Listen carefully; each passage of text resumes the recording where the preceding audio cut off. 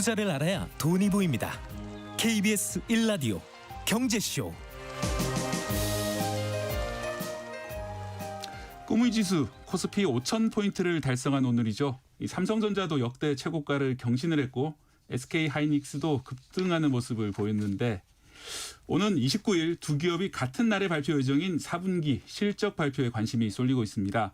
삼성전자와 SK하이닉스가 같은 날에 실적을 발표하는 것도 처음인데다 양사의 메모리 실적과 영업이익이 그대로 비교될 예정이라서 더욱 주목되는 건데요. 이날을 분기점으로 올해 반도체 주가의 향방도 갈릴 걸로 보이는데 이 반도체 산업과 향후 주가 향방에 대해서 자세히 얘기 나눠보겠습니다. 이형수 HSL 파트너스 대표 스튜디오에 모셨습니다. 안녕하세요. 네, 안녕하세요. 네, 지금 드디어 오늘이 코스피 5,000을 한때 달성한 그런 날인데 역시 뭐니 해도 동력은 반도체가 아니었나 이렇게 싶은데요. 오늘 삼성전자, SK하이닉스 어떻게 주가 보셨습니까? 네, 1월 들어서 엄청나게 지금 랠리를 보여주고 있죠. 네. 실제로 이제 12월 초 대비해서 지금 거의 지수가 1,000포인트 가까이 올랐는데 네. 1,000포인트를 오르는 동안에 상당 부분 기여한 게 삼성전자와 SK하이닉스 두 회사의 EPS, 그러니까 이제 그 이익률의 전망치 상승이 역할을 했다 보고 있습니다. 네. 그 올해는 그럼 몇 퍼센트 정도 오른 거죠? 올해 제가 퍼센트까지는 못 찾아봤는데 그래도 한 20% 가까이는 20% 오른 것 가까이? 같습니다. 예, 둘 다. 네. 알겠습니다. AI 거품론이라고 갑자기 또 말씀드려요. 그런데 이게 좀 잊을만 하면 나오고 있잖아요. 하지만 지금 말씀하신 두 회사 모두 메모리 반도체 때문에 지금 주가가 오르는 건데 이 메모리 반도체에 대한 거대한 수요는 일찍이 보지 못한 게 아니냐 그런 얘기가 나오고 있거든요. 가장 큰 상승 원인 뭐 때문입니까? 일단 메모리가 부족합니다. 네, 너무 부족한데요. 그러니까 사실 이제 메모리라는 게 지금은 AI가 주도하는 사이클이라고 봐야 되거든요.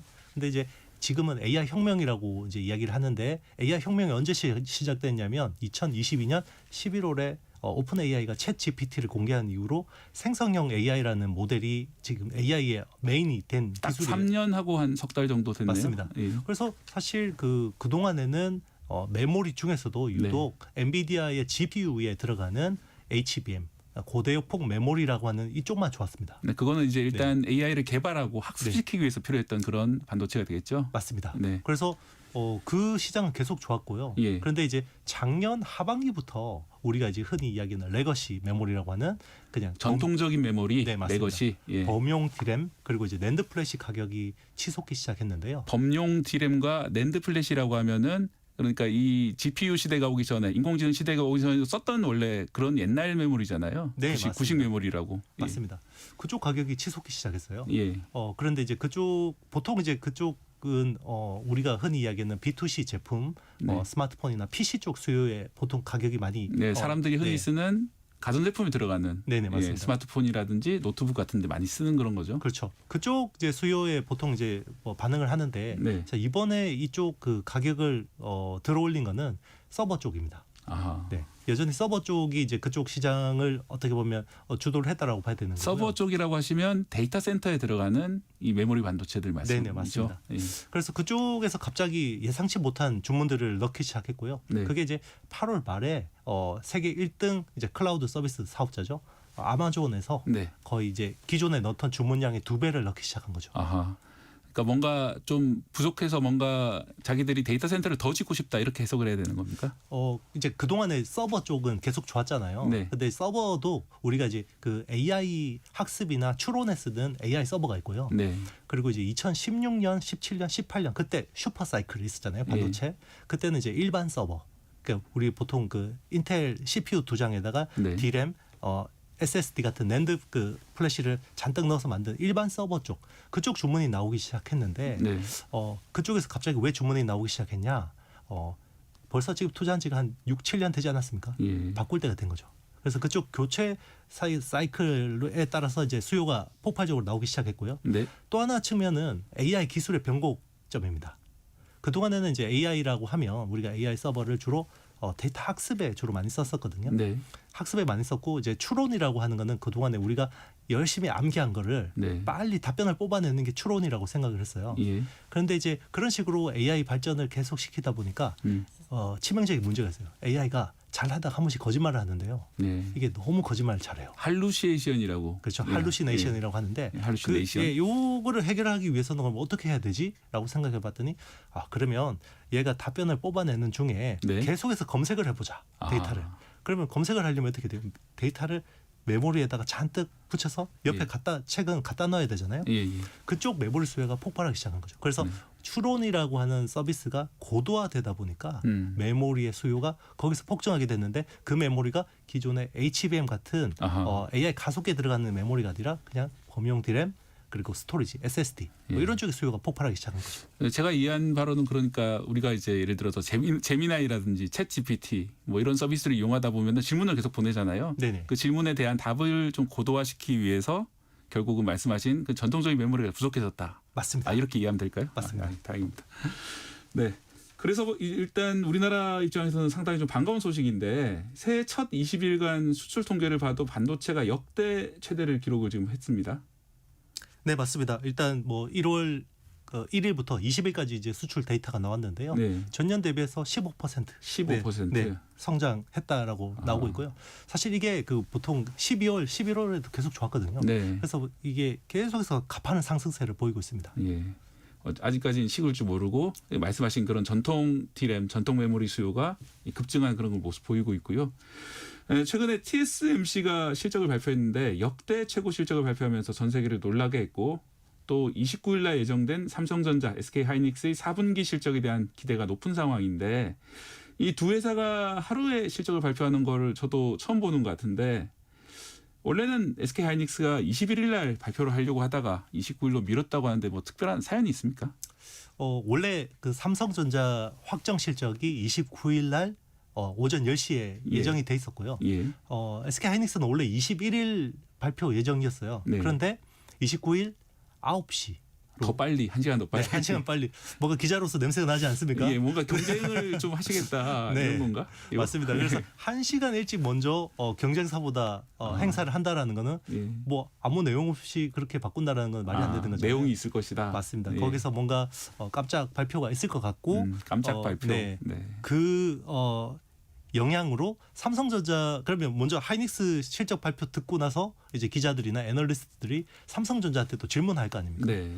좀 공격적으로 질문할 수밖에 없겠죠. 예. 그래서 이제 거기서 어떤 이벤트들이 나올지 지금 이제 시장이 관심이 쏠리고 있는 예. 상황입니다. 하이닉스는 이 정도인데 삼성은 왜 이런가 뭐 이런 질문이 나올 수도 있고. 하이닉스가 노리는 그 그림 아닐까요? 그게? 예. 네. 그리고 예를 들어서 연간 영업이익이 삼성을 넘어섰다 뭐 이런 것도 나올 가능성도 점쳐지고 있는 그런 상황. 네, 맞습니다. 점이라 말하면 좀 이상하고 예측이 되는 그런 상황. 그렇죠. 예. 이번 컨퍼런스 콜에서 혹시 또 다르게 볼만한 그런 것들이 있을까요? 일단 이제 제일 중요한 거는 그 이익률입니다. 지금은. 이익률. 예. 지금은 이제 두 회사 다 디램 쪽에서 이익률이 제일 궁금할 것 같고요. 예. 그래서 하이닉스가 뭔가 공격적으로 1시간 앞서 배치를 한다라는 거는 적어도 삼성전자보다 5%나 10% 포인트 정도의 영업이익률이 좀 더 우위에 있다. 네, 있다. 요거 아닐까. 예. 그 그리고- 영업이익률이 네. 높다는 거는 시장에서의 가격도 높다는 소리일 수도 있고, 맞습니다. 예를 들어서 수율이 더 높다는 의미도 있기 때문에 그렇죠. 뭐 단순한 영업이익률이 아니라 여러 가지 의미 메시지가 담겨 있을 것 같습니다. 맞습니다. 예. 특히나 지금 하이닉스가 주도하고 있는 HBM 고대역폭 메모리 쪽에서 뭔가 상당한 성과를 내고 있다. 네. 그리고 이제 다음 버전의 HBM도 우리가 주도할 수 있다.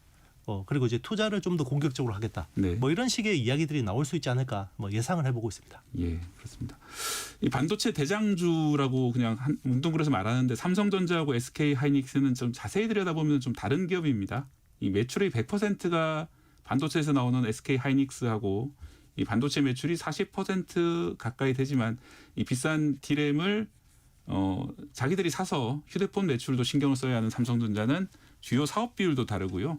이 반도체 비중이 다르기 때문에 이 삼성전자, SK 하이닉스를 주식으로 보면은 어떻게 보는 게 제일 좋을까요?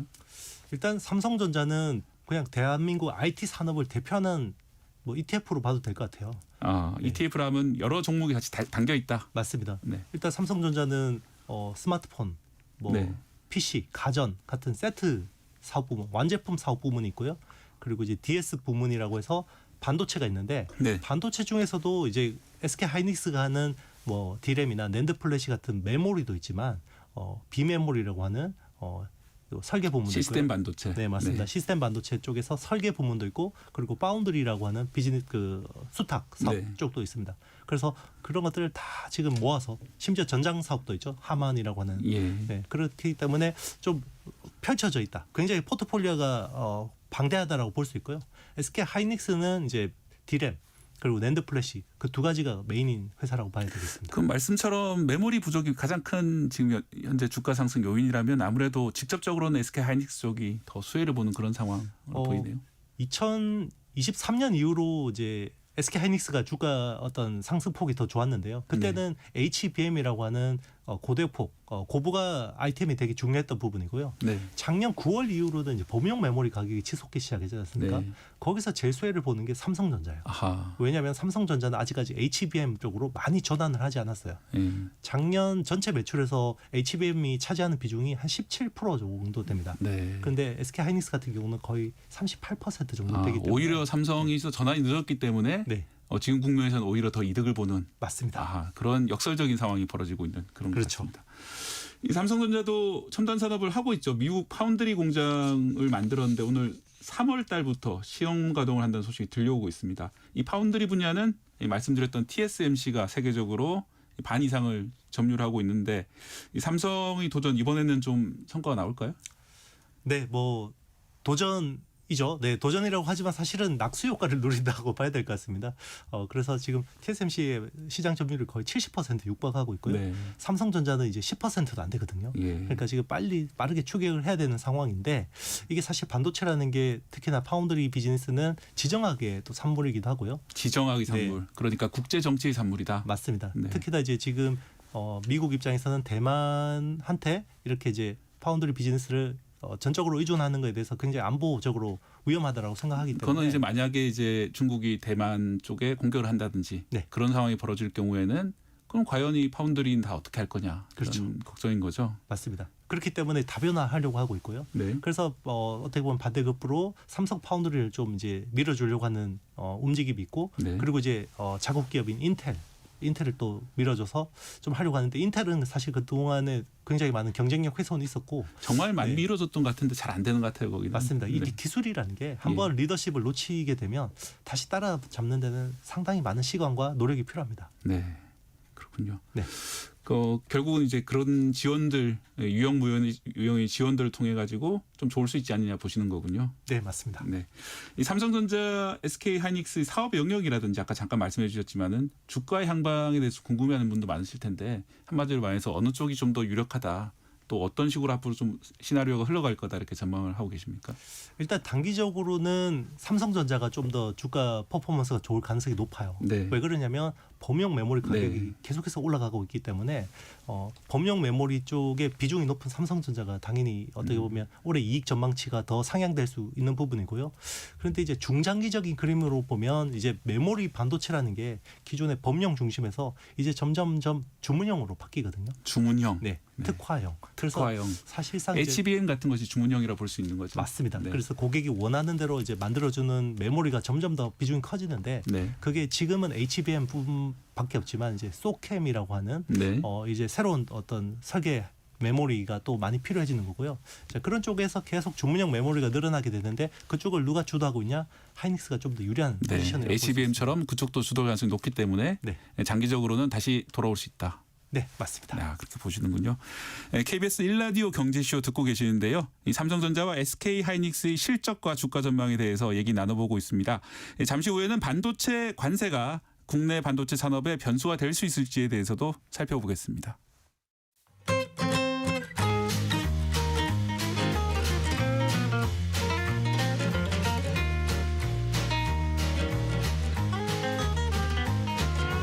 경제 맛집 투자 핫플. 지금은 돈 벌기 딱 좋은 시간. KBS 1라디오 경제쇼.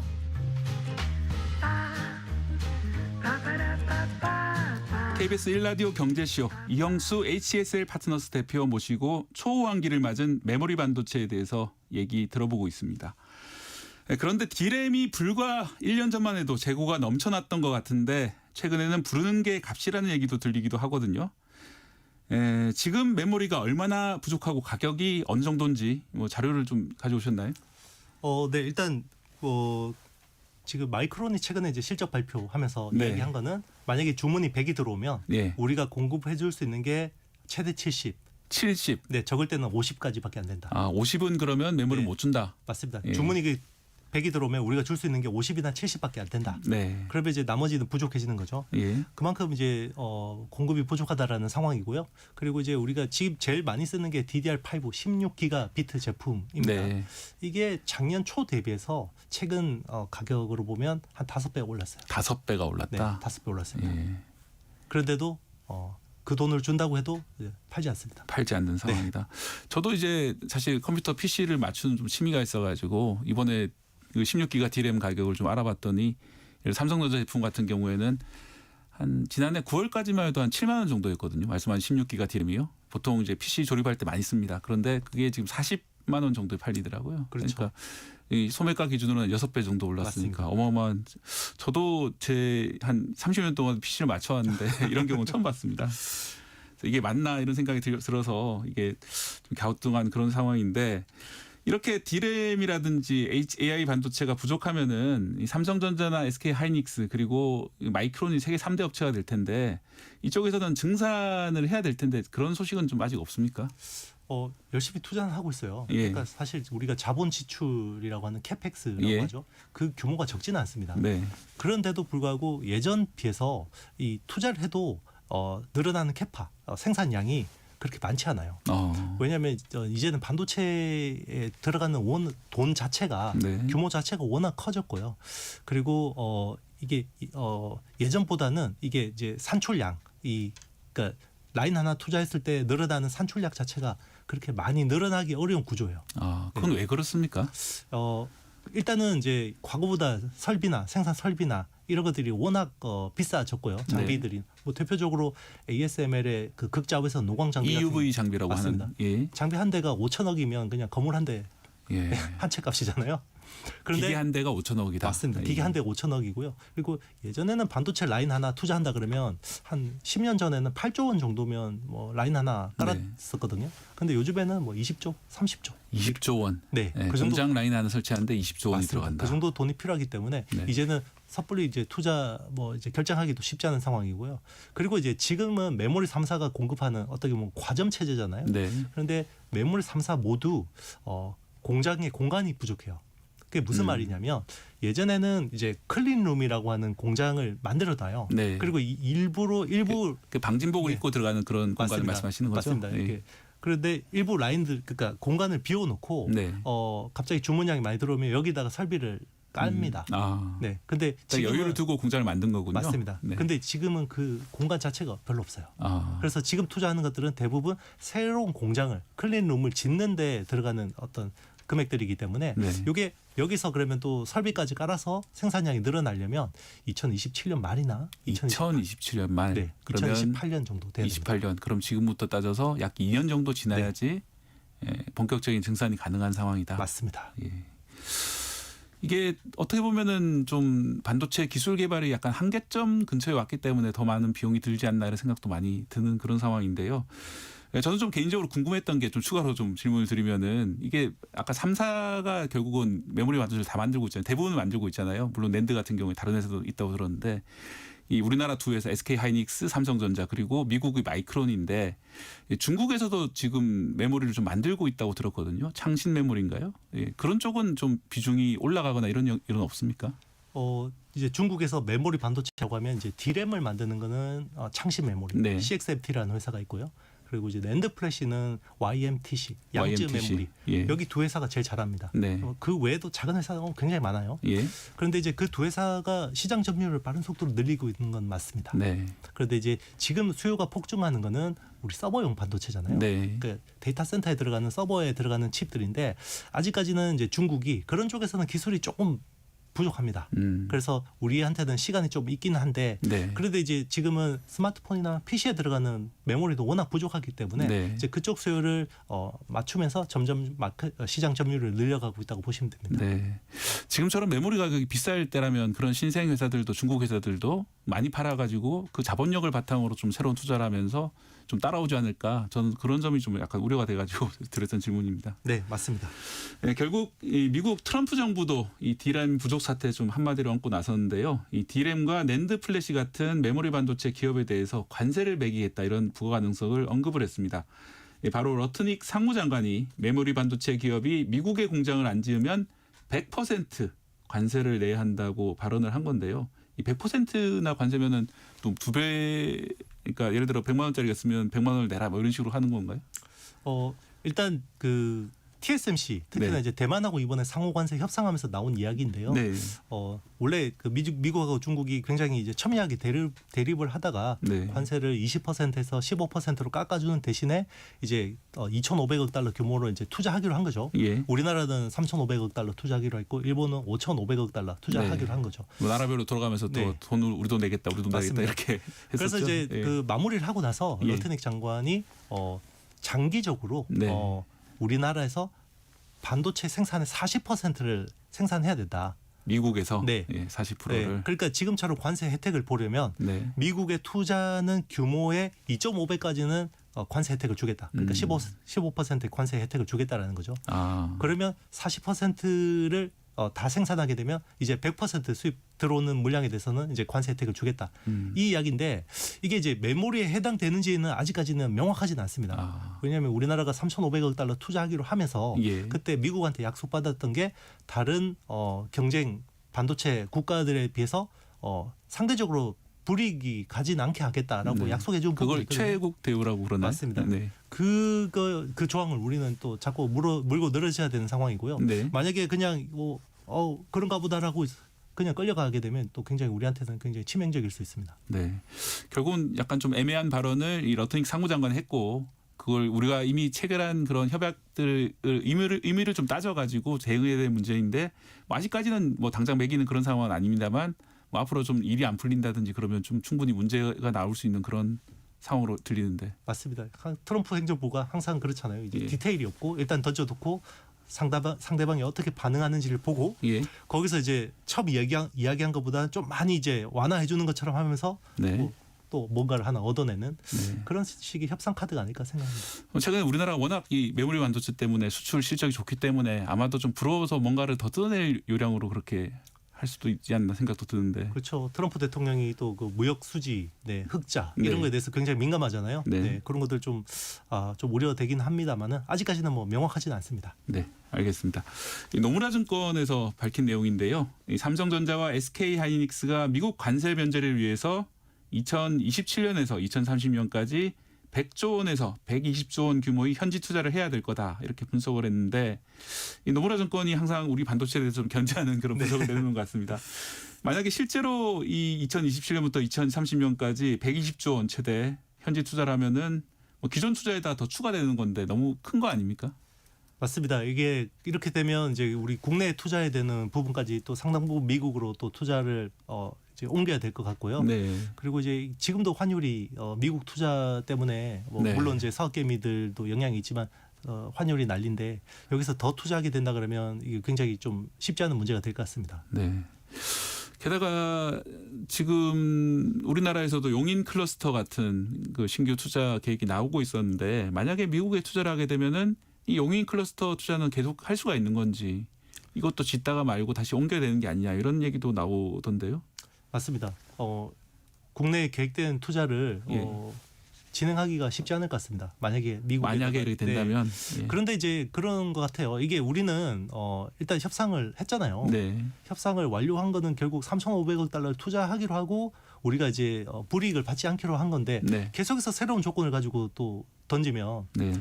만약에 또 미국이 원하는 대로 메모리 반도체 40%를 투자하기로 하고 또 뭔가 약속을 받아냈다 그러면 네. 거기서 또 우리가 예상치 못했던 또 조건을 얹어서 또 뭔가 얻어내려고 한다 그러면 계속 끌려갈 수밖에 없는 상황이잖아요. 네. 그러니까 우리는 원칙적으로 네. 잘 담대하게 대응하는 수밖에 없을 것 같습니다. 담대한 대응이 필요하다. 아무래도 협상이라는 게 결국은 신용 이런 것들이 중요한데 하나의 협상을 끝낸 다음에 뭐 또 다른 이런 불이타가 나오고 이런 일이 계속되는 것이 좀 안타까운 그런 상황이 벌어지고 있는 것 같습니다. 이 반도체 공장이라는 게 아까 좀 설명해 주셨는데 이 라인 하나에 20조 원이라고 그러고 뚝딱 만들어지는 게 아니고 국내에서 특히 용수라든지 물이라든지 전력 공급 문제 때문에 여러 가지 논란도 이어지고 있는데 미국의 공장을 짓는다고 하더라도 여러 가지 변수가 한둘이 아닐 것 같은데 어떻게 보십니까? 네, 맞습니다. 이게 국내에 팹 하나 투자하는 거랑 미국에 투자하는 거는 굉장히 다른 이슈입니다. 왜냐하면 거기는 우리가 흔히 이야기하는 공급망, 네. 뭐 공사를 하는데 필요한 뭐 자재라든지 설비라든지 인력이라든지 거의 준비된 게 없어요. 거의 특히 보니까 이제 공장 짓는 지역이 그런 발전된 지역이 아니라 약간 좀 아리조나 사막이라든지 맞습니다. 텍사스 쪽이라든지 이런 쪽이더라고요. 그렇죠. 네. 일단은 이제 그 텍사스 쪽 인근, 애리조나 인근이 전력 수급은 좀 편한, 네. 좀 유리한 측면들이 있는데 일단 인력이라든지 특히나 이제 반도체 쪽의 인력들은 굉장히 훈련된 인력들이 네. 필요하거든요. 그런 부분에서는 굉장히 좀 많은 어떤 비효율성들이 적지 않습니다. 예. 뭐 그런 것들이라든지 예를 들어 협력업체라든지 또 반도체 관련된 여러 기업이라든지 또 뭐 우리도 과거에 경험했습니다만 여러 가지 화학 물질이라든지 이런 것들을 다 구하는 것 그리고 과연 인력들을 교육을 시키고 미국 같은 경우에 공장을 지은 분들 저도 얘기를 들었는데 뭐 갑자기 출근 안 하는 분도 정말 많다고 들었어요. 우리처럼 이렇게 평생 직장이 아니라 돈 떨어지면 잠깐 나와서 일하다가 또 사라지는 분도 계시고 그래가지고 아 정말 우리나라의 숙련된 노동력을 해외에서 구하는 게 정말 힘들다 이런 얘기도 하시더라고요. 네, 맞습니다. 반도체라는 게 네. 가서 공장 하나 짓는 게 문제가 아니라요. 네. 사실상 클러스터 자체로 옮겨야 되는 겁니다. 네. 그 밑에 있는 소재, 부품, 장비 업체들 다 같이 따라가야 되고요. 네. 그리고 이제 뭐 어떤 그 조직 문화나 이런 부분들도 좀 약간 미국 사람들이 견디기 힘든 부분이 있어요. 그게 네. 대표적으로 TSMC 같은 경우도 굉장히 조직 문화 자체가 군대식이라고 하는데 아, 우리 못지 않군요 네. 거기도. 네. 우리보다 훨씬 심합니다. 우리보다 더 네. 심하다. 그래서 네. 이제 그런 어떤 노무 이슈들도 많이 네. 발생하거든요. 아. 네, 그래서 쉽지 않은 문제입니다. 저도 네. TSMC가 미국에서 많이 고소 고발을 당했다. 네. 노무 문제 때문에 이런 얘기를 기사를 본 것 같습니다. 이런 가운데 마이크론 테크놀리지 그러니까 우리나라와 함께 이 메모리 반도체를 만드는 또 하나의 회사인데 여기서 메모리 공급 부족을 타개하기 위해서 공격적으로 조기 생산에 나서고 있다고 하는데 이건 좀 우리나라에서는 긴장을 해야 될 그런 소식입니까? 제가 보기에는 이게 당장 뭐 올해 내년에 뭔가 생산량이 확 늘어나기는 쉽지 않다라고 생각합니다. 네. 일단 이제 투자를 하는 부분은 향후 이제 성장이 기대되는 HBM이나 이제 커스텀 메모리 쪽, 네. 주문형 메모리 쪽으로 이제 공격적으로 좀 투자를 하는 부분들이 있고요. 예. 그리고 이제 범용 메모리, 그 기존에 지금 가격이 워낙 좋긴 하지만 이쪽으로 공급을 많이 늘리려고는 메모리 3사 모두 생각하고 있지는 않습니다.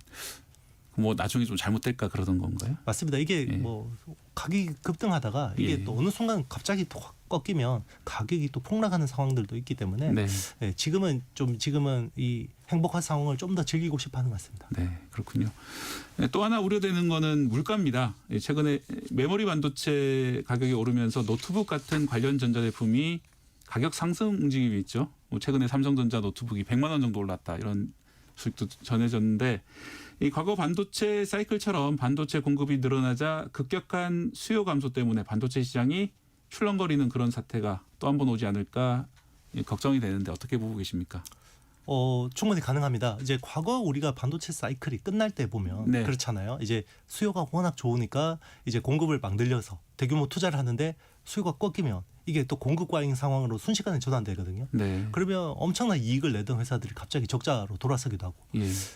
그게 대표적으로 이제 지난 2016년, 18년 슈퍼 사이클 때 그런 식으로 꺾였잖아요. 예. 그래서 이번에도 충분히 하긴 한 시나리오인데 다만 그때하고 지금 다른 부분은 그때는 이제 내구 소비재, 네. 우리 스마트폰이나 PC 같은 내구 소비재들이 반도체 수요에서 매우 중요한 상황이었는데요. 네. 지금은 서버가 훨씬 중요합니다. 예. 그래서 우리가 지금 B2B라고 하는 기업들이 구매하는 이쪽 서버 쪽 비중이 2024년만 해도 40%대였어요. 네, 전체 근데, 메모리 반도체 네, 수요에서. 40%. 근데 올해는 네. 60%대까지 늘어납니다. 그러니까 사실 이제는 B2C 우리 소비자 시장의 어떤 수요 영향이 네. 이제는 굉장히 제한적이죠. 오히려 이제 서버 쪽에서 수요가 꺾이는 걸 걱정해야 됩니다. 그래서 빅테크들이 갑자기 주문량을 줄이거나 네. 이럴 경우에 좀 그걸 더 걱정해야 되는 상황이죠.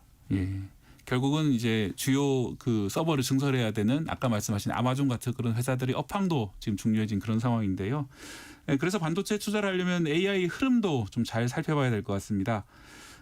그런데 우리나라 반도체 대표 기업들이 최근 좋았던 주가 상승하고 달리 미국 증시에서는 이른바 매그니피션트 7, M7이라고 하죠. 이곳 회사들 주가 흐름은 전반적으로 최근에 좀 부진한 상황인데 이유는 뭐라고 보십니까? 그동안 이제 그 빅테크들이 네. 2023년부터 실질적으로 본격적으로 AI 군비 경쟁을 펼쳤거든요. 네. AI 군비 경쟁이라고 하는 거는 누가 더 데이터 센터 많이 짓고 거기에다가 엔비디아 칩 많이 갖다 놓냐. 자, 이 경쟁이었잖아요. 예. 그런데 작년 상반기까지만 해도 빅테크 업체들이 자기네들이 번 돈을 가지고 투자를 했어요. 네. 네. 그래서 돈을 많이 벌기 때문에 자, 그 돈을 가지고 투자하는 거는 크게 걱정이 없었는데요. 네. 작년 하반기부터는 이제 자기네들이 번 돈에다가 이제는 빚을 내기 시작했어요. 예. 빌려서 투자를 한다. 맞습니다. 회사채 발행을 하기 시작했는데요. 예. 거기에 대한 이제 우려들이 커졌고 처음에는 빅테크들의 회사채가 네. 사실 채권 시장에서 빅테크 회사채가 되게 희귀한 예. 오히려 물건이거든요. 이거 좋다 뭐 이렇게 하시는 네, 분도 많이 맞습니다. 있을 텐데. 처음에는 그렇게 생각해서 예. 사실 미국 국채보다 금리가 낮았어요. 발행 예. 금리가. 그런데 계속 나오다 보니까 이제 우리가 신용 부도 금리랑 CDS 불안해지는 네, 거죠. 맞습니다. 예. 그쪽이 치솟기 시작하니까 예. 이제 너무 좀 무리하게 투자하는 거 아니야?라고 해서 이제 그 이후로 빅테크들의 주가가 조금 이제 완만해지기 시작했고요. 예. 반대로 미국의 중소형주. 네. 그러니까 우리나라는 대형주들이 계속해서 어떻게 보면 랠리를 보였지만 네. 미국의 러셀 2000이라고 하는 중소형주들이 그때부터 좀 랠리가 일어났었습니다. 네. 아마 이게 오늘 마지막 질문이 될 것 같은데요. 메모리와 AI 외에도 좀 주목해야 될 산업이 있으면 뭐 예를 들어서 전력이라든지 어떤 게 있는지 좀 가르쳐 주십시오. 올해 투자 키워드는 단언컨대 피지컬 AI입니다. 피지컬 AI. 네, 그래서 물리적 AI. 맞습니다. 네. 그래서 휴머노이드 로봇 쪽을 주목해야 될 것 같습니다. 휴머노이드 로봇. 네. 현대차도 다 있는 그런 얘기네요. 맞습니다. 보스턴 다이내믹스가 CES에서 예. 굉장히 이제 이슈를 주목을 받았고요. 예. 이제 그 주가 흐름이 당분간 좀 더 이어지지 않을까 생각합니다. 특별히 그렇게 보는 이유가 있으신가요? 이제 AI가 네. 열심히 학습을 했고 그 동안에 이제 채팅하는 언어 수준의 어떤 그 정도는 이제 어느 정도 많이 서비스를 안정화시켰고요. 이제는 에이전틱 AI, 개인한테 맞춤화된 AI 그리고 이거를 현장에서 적용해서 네. 생산성을 높이는 그 생산성 혁신. 그러니까 그동안 AI 가지고 돈을 어떻게 벌어요라는 거를 이제 보여주는 시기가 2026년이 될 거라고 보고 있습니다. 네, 그렇게 하려면 로봇이 두 발을 달고 AI가 두 발을 달고 현장에 가서 뭔가 일을 하는 그런 모습들을 아마 올해 보게 될 거다 이런 말씀이신 것 네, 같습니다. 맞습니다. 예, 감사합니다. 이영수 HSL 파트너스 대표와 함께했습니다. 오늘 감사합니다. 네, 감사합니다. KBS 1라디오 경제쇼는 여기까지입니다. 저는 박대기 기자였고요. 내일 다시 찾아뵙겠습니다. 함께해 주신 여러분 감사합니다. 안녕히 계십시오.